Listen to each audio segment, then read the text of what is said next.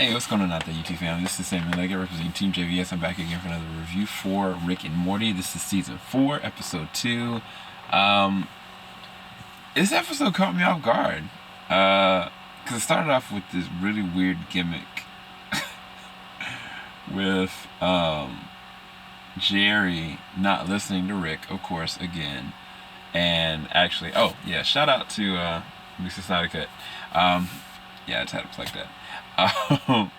Him not listening to Rick and talking to the intern, getting the app developed, and then him and Morty having to go and try to stop it. Now, the crazy thing about the app is the app matches people off, and they just cannot stop controlling their infatuations and interactions, and it's supposed to distract the entire world so that this race of people are gonna steal the water, which is insane and hilarious at the same time, because Beth, out of all different people, even though we found out later on she did use it, she didn't, succumb to it. You know what I'm saying? She didn't do anything with it. She ended up going and just trying to save, her daughter. And I thought that was really interesting that she has that much willpower to not, succumb to that. That it proves, I don't think she's a clone version of Beth, but I don't know. We'll see. But the thing that got me with this episode is the Rick arc about this episode, because Rick, Summer said Rick's a silent pooper, and like he wants to be in this quiet place or whatever to poop. And I get that. I understand that. But it was kind of like when he went off to his off-planet shoot at this location and just goes and just uses the bathroom, and then he finds out that somebody's been there using his toilet. He goes through all these different links to try to find this person, like finding the poop. Now, granted, I don't know if you guys heard it when he was finding the poop. Shout out to Milo the cat and other people that do these synchronizations for Rick and Morty.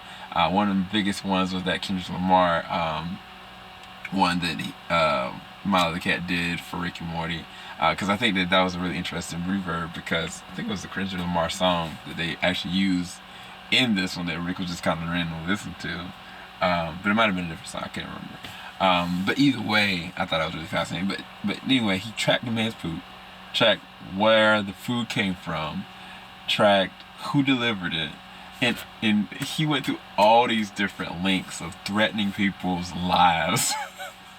Ending lives, like when he got into the war with the robots and the lizards, like he was killing these things like hardcore. Then he finally finds a guy, and comes to find out the guy, I guess, lost his wife, and to me that was immediately like a connection bridge with him and this person, because of course he lost his wife. Now we don't know the capacity of how and what way, but we do know that he did lose his wife. Beth's mom. And so I was kind of like, man, this is going to be very fascinating. Then the guy comes, like he threatens the guy, tells him, I thought he was going to legit go into the past, bring the wife back, show him the wife, and say, look, no, you're going to die now.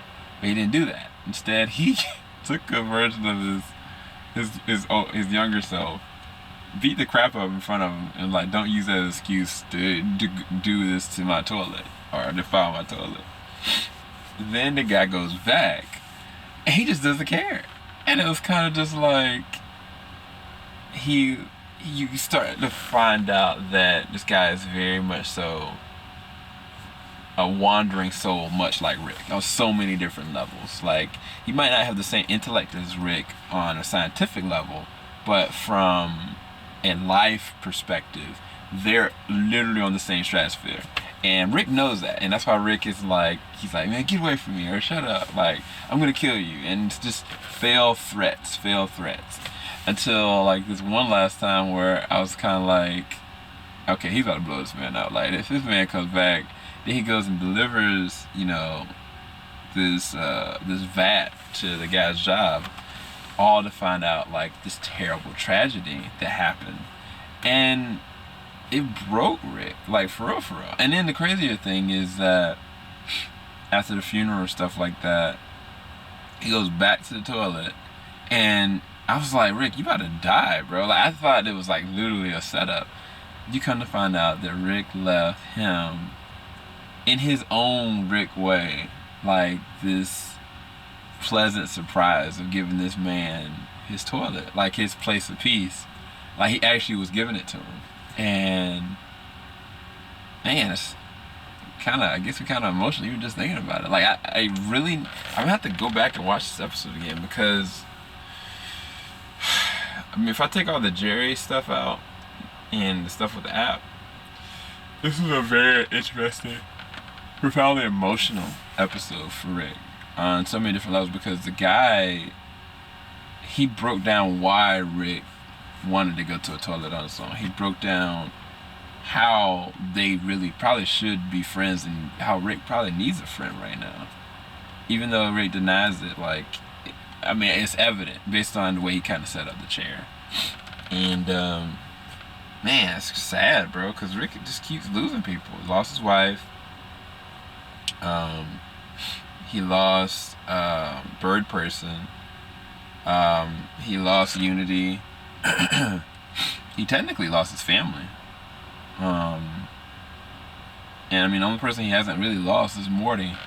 And I think he didn't lose Morty. I mean, it's gonna be really interesting to see where things go from here. But anyway, hope you guys enjoyed the review. I thought it was a great episode, even outside the parts that were kind of, I don't even say lackluster, but the meat of this episode was pivotal to the lore of Rick and Morty. Keep it locked. JVS, we ain't stop. Peace, guys.